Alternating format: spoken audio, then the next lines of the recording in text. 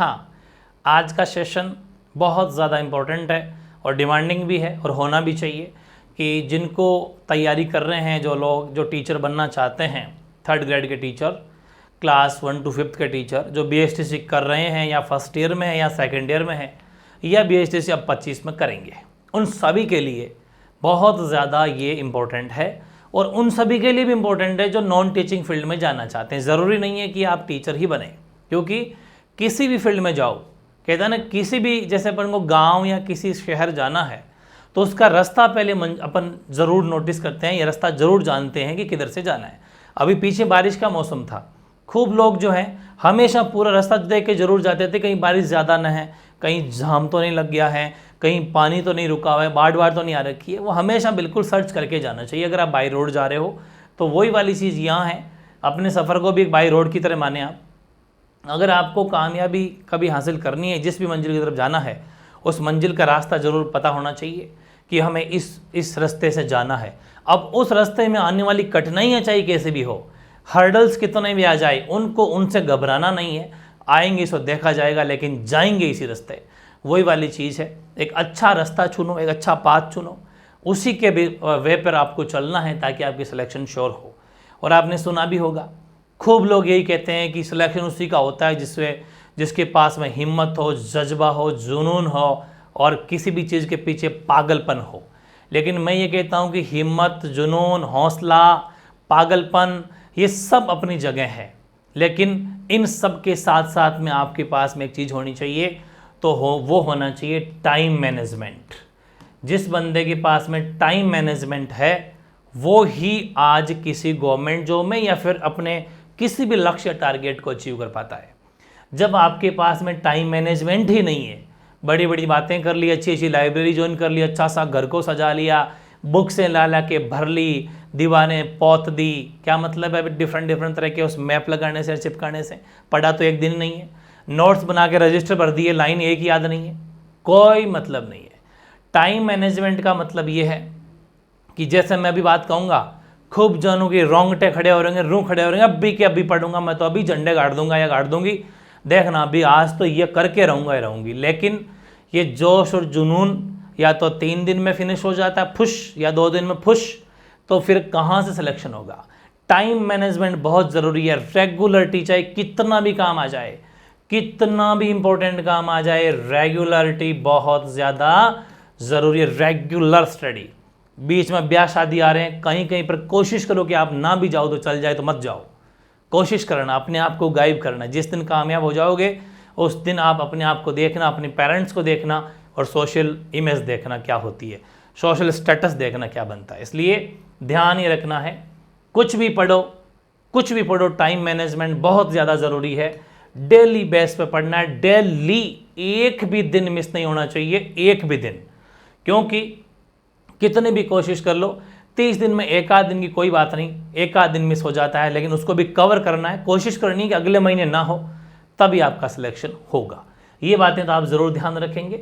और आज का जो सेशन है वो इस मुद्दे पर है कि रीट प्री और रीट मेंस, क्योंकि आने वाली है, कभी भी आ सकती है, 5-6 महीने, 4 महीने, 3 महीने में, लेकिन वही आग लगने के बाद कुआं नहीं खोदा जाता, ठीक है ना।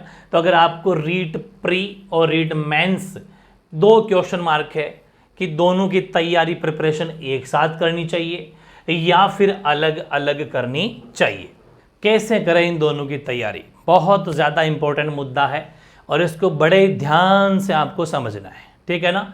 कैसे समझेंगे? देखो, मैंने एक बात लिखी है, क्वेश्चन आपके सामने है कि रीट प्री व रीट मेंस एक साथ पढ़ें या फिर अलग अलग पढ़ें, कैसे पढ़ें? तो मेन मुद्दा यही है कि भाई एक साथ क्यों पढ़ें? क्या कोई सिलेबस कॉमन है क्या सिलेबस सेम होता है क्या? बिल्कुल सही आंसर आपका, सही क्वेश्चन उठ रहा है आपके दिमाग में। ये रीट प्री है और ये रीट मेंस है। रीट प्री के अंदर साइकोलॉजी यानी बाल विकास वाला टॉपिक जो है वो आ रहा है, तो वो मेंस में भी आ रहा है, तो प्री में भी आ रहा है। बिल्कुल डिट्टो सेम सिलेबस है, वही उसकी शिक्षण विधियां आपके मेंस में आ रही है, वही आपकी प्री में आ रही है, वही टॉपिक इसमें आ रहे हैं, वही टॉपिक इसमें आ रहे हैं। प्रीलिम्स के अंदर वो 30 नंबर का आ रहा है, जबकि इसमें मेंस के अंदर मात्र 20 मार्क्स का आ रहा है 300 में, ठीक है। बहुत बड़ा वेटेज नहीं है, 10 क्वेश्चन का वेटेज है, लेकिन छोड़ेंगे किसी को भी नहीं। गवर्नमेंट नौकरी चाहिए, ये तो क्वालिफाइंग एग्जाम है, इसमें तो कुछ चीज़ें छोड़ भी सकते हो, इसमें नहीं छोड़ सकते, इसमें एक भी चीज़ नहीं मिस कर सकते। दूसरा, हिंदी इसमें भी आ रही है विद शिक्षण विधियाँ, शिक्षण विधियों के साथ में व्याकरण आ रही है, बिल्कुल इसमें भी हिंदी शिक्षण विधियों के साथ में और व्याकरण आ रही है, लेकिन 10 नंबर की सब्जेक्ट है, 8 नंबर की शिक्षण विधियाँ, कुल मिला के 18 नंबर की मेंस वाली, बट आ रही है, डिट्टो सेम आ रही है। तीसरी बात, राजस्थान जीके, राजस्थान जीके जो कि आपकी रीट की नौकरी राजस्थान जीके लगाएगा मैं कह सकता हूं, और वो भी एमवी क्लासेज से पढ़ोगे कंटेंट फुल्ली, ये गारंटी है। 100 + 80 180 नंबर का राजस्थान जीके मेंस के अंदर आ रहा है।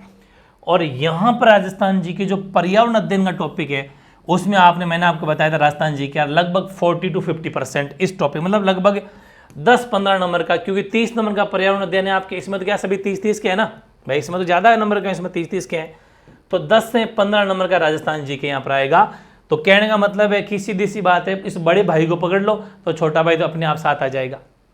और मैथ्स के अंदर 10 + 8 18 नंबर की मैथ्स आ रही है, इसमें 30 नंबर की मैथ्स आ रही है, बिल्कुल सेम सिलेबस है, कुछ टॉपिक 2-4 टॉपिक इसमें मैथ्स में ज़्यादा है प्रीलिम्स के अंदर, तो वो कब पढ़ना है, जब वैकेंसी आ जाए, वो मैं आगे लिख रखी है मैंने बात, अभी तो ये पढ़ना है, जब वैकेंसी आ जाएगी तो उस टाइम पर सिर्फ 1.5-2 महीना वही पढ़ना है, अगर प्री की दे तो प्री पढ़ना है, मेंस की दे तो मेंस पढ़ना है, क्योंकि ये तो पात्रता परीक्षा होती है।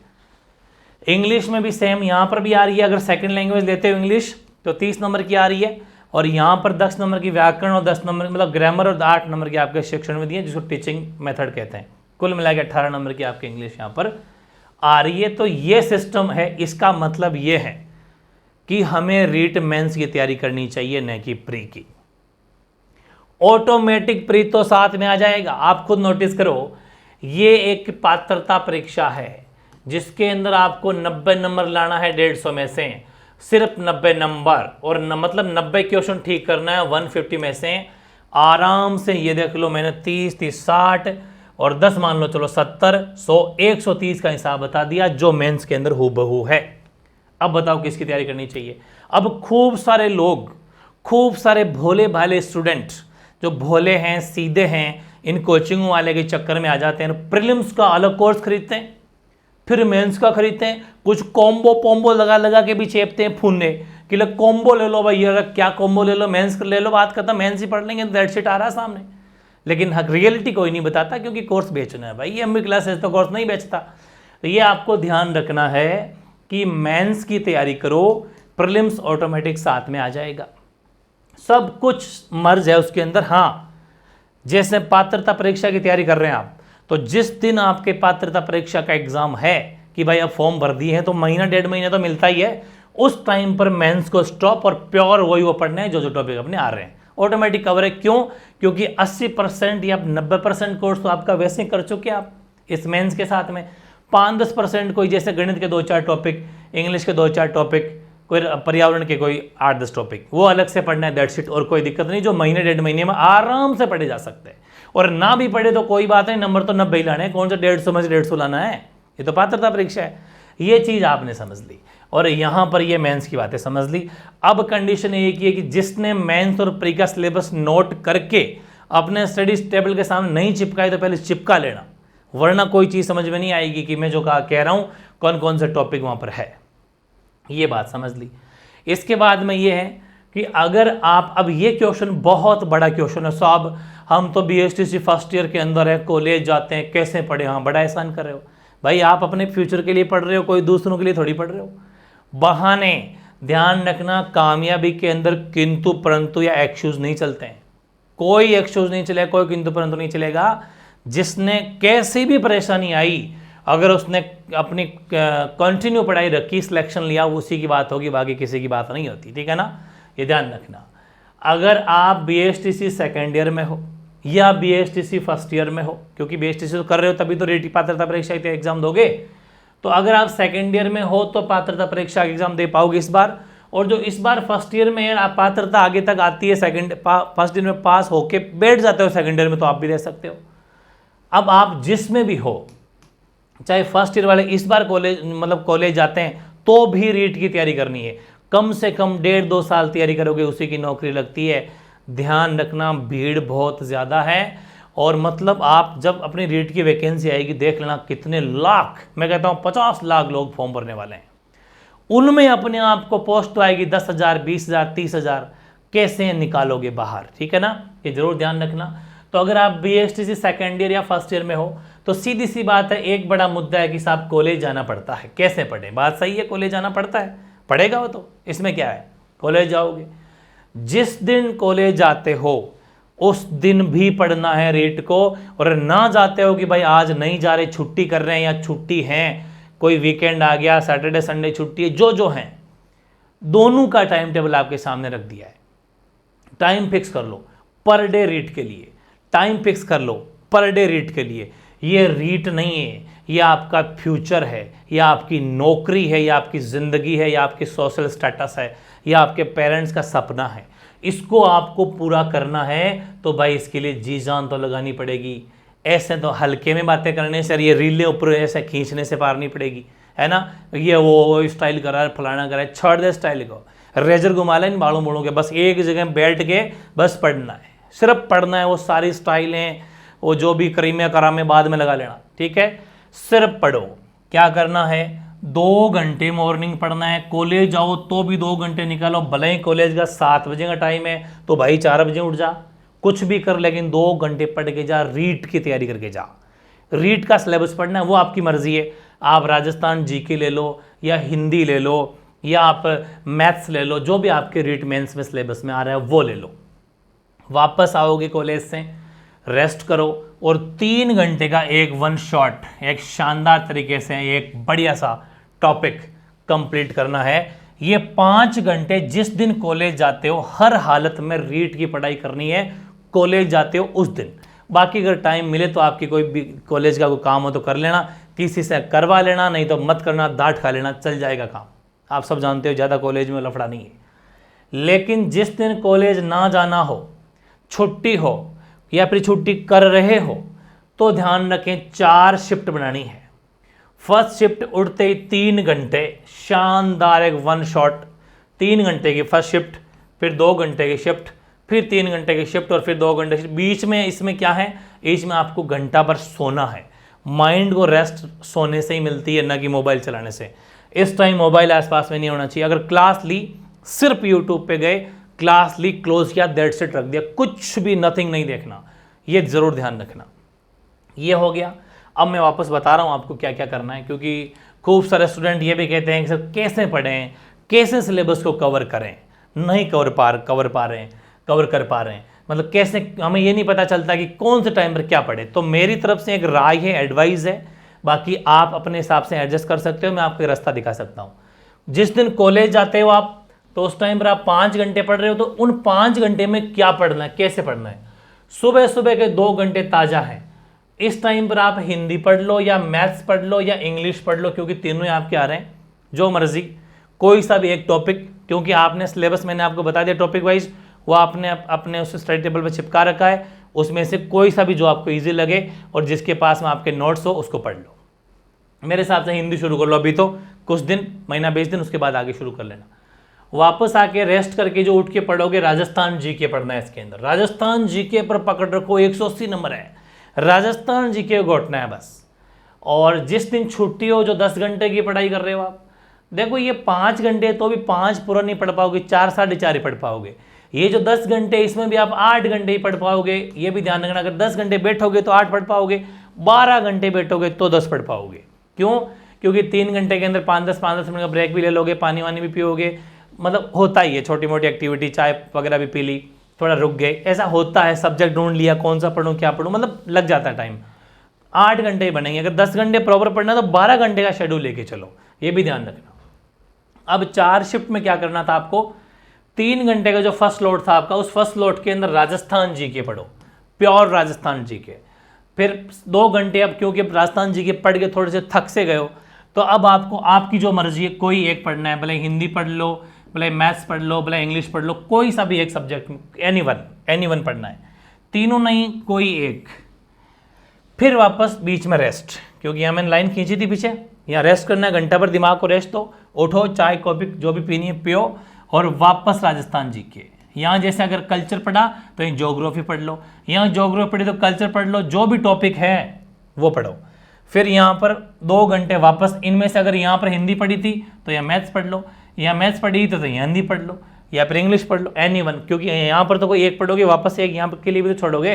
तो यहाँ पर सब्जेक्ट आपके पास में 3 है, साइकोलॉजी भी है, लेकिन साइकोलॉजी मेरे हिसाब से छोटी सी, आगे पढ़ लेना। अभी कुछ दिन के लिए बात बता रहा हूँ, मैं क्लास स्टार्ट कर दूंगा, आप चाहें तो यहाँ पर साइकोलॉजी को भी ऐड कर सकते हैं, ठीक है ना, साइकोलॉजी भी हो जाएगी। तो इनमें से कोई एक एक वो ऑल्टरनेट डेज में घुमा सकते हो, रूटीन घुमाते रहना, कभी ये तो कभी ये, कभी ये तो कभी ये।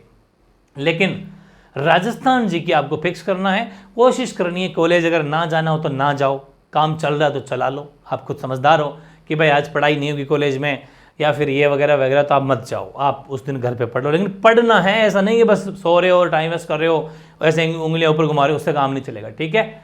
ये होगी बात। इसके बाद में मैंने कुछ नोट लिखे हैं 2-3।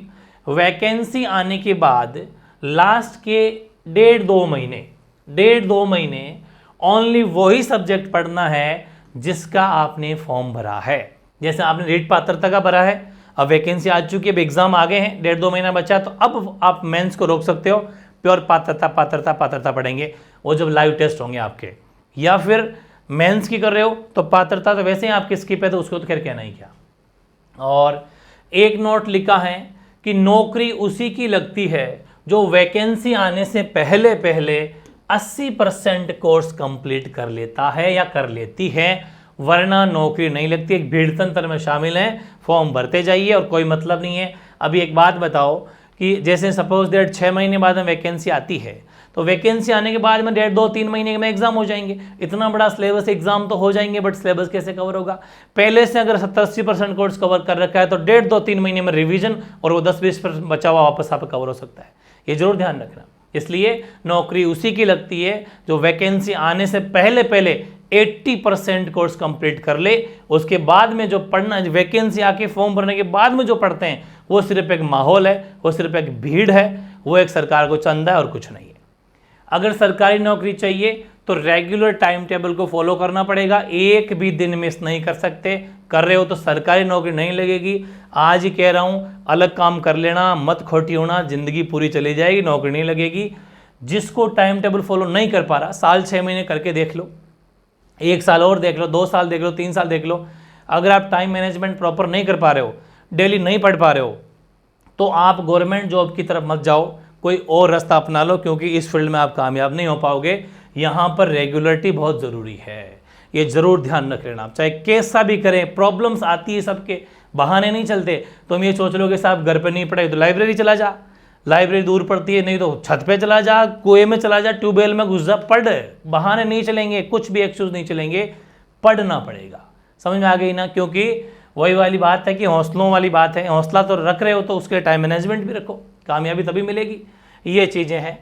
और सिलेबस कैसे कंप्लीट करना है, कैसे पता चलेगा कि हमारा सिलेबस कंप्लीट हुआ है कि नहीं हुआ, ये भी क्वेश्चन काफ़ी जनों के है।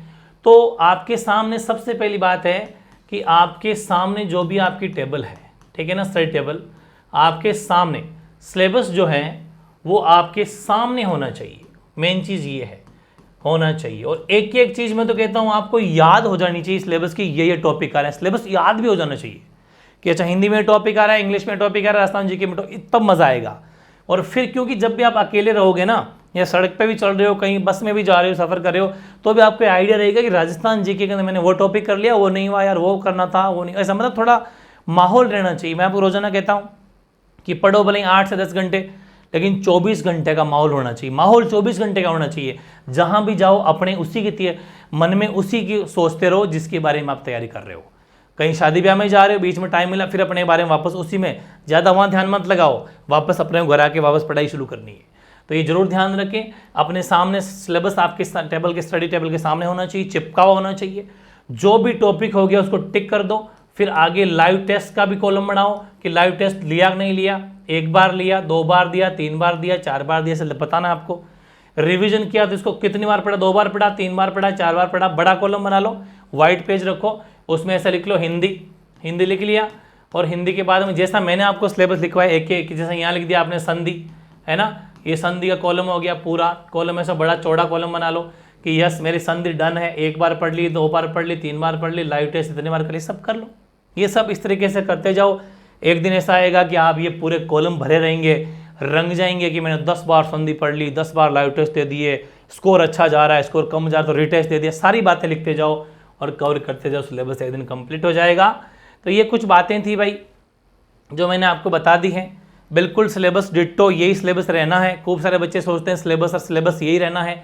कोई भी चीज़ का सिलेबस क्या होता है, ज़्यादा से ज़्यादा क्या होता है कि 2-5% अगर बदलता भी है तो 2-5% बदलता है, बाकी एज इट इज सिलेबस रहना है। हमेशा ध्यान रखें, राजस्थान जी के आएगा तो आएगा, कोई सा भी ऐसा एग्जाम नहीं है राजस्थान का जिसमें राजस्थान जी के ना आता हो, पढ़ना पड़ेगा, फिक्स है, ठीक है ना। तो ये कुछ बातें थी जिनके काफ़ी सारे डाउट क्लियर हुए होंगे इसमें। और भी कोई डाउट हो, ऐसा जानकारी लेनी हो या आप कंफ्यूज हो कि भाई कैसा ना कैसे फ्यूचर में अपन सक्सेस हो, क्योंकि एक दिशा दिखाने वाला, एक राह दिखाने वाला अगर सही मिल जाए तो बहुत जल्दी सफलता मिल जाती है, वरना टाइम काफ़ी जल्दी निकल जाता है, भीड़ बहुत ज़्यादा है। तो अच्छी मेहनत करो। फिर भी कोई डाउट हो, कोई क्वेरी हो, कोई भी ऐसा कुछ हो तो आप कमेंट कर देना, उस पर भी एक सेशन बना दिया जाएगा, कोई दिक्कत वाली बात नहीं है। लेकिन रीट प्री या मेंस की तैयारी कैसे करें ये डाउट क्लियर हो गया होगा।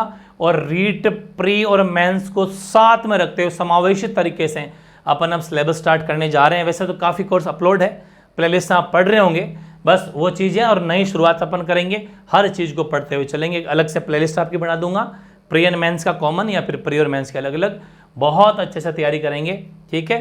तो सभी को God bless you, best wishes आप सभी को कि आप इस रास्ते को आपने पकड़ा, इसमें आप कामयाब हो। फिर भी कोई डाउट हो तो कमेंट कर देना, ठीक है। ओके।